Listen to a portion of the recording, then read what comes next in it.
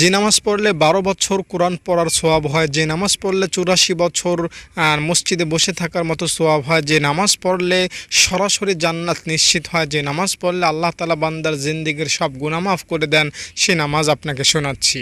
মাগরিবের পরে ৬ রাকাত নামাজ পড়বেন, আউয়াবিনের ১২ বছর কোরআন খতম করার সোয়াব হবে। আপনি চাস্তের ৪ রাকাত নামাজ পড়বেন, নফল নামাজ, ৮৪ বছর নামাজ পড়া, জিকির করা, মসজিদে বসে থাকার মতো আল্লাহ তাআলা আপনাকে সোয়াব দান করবেন।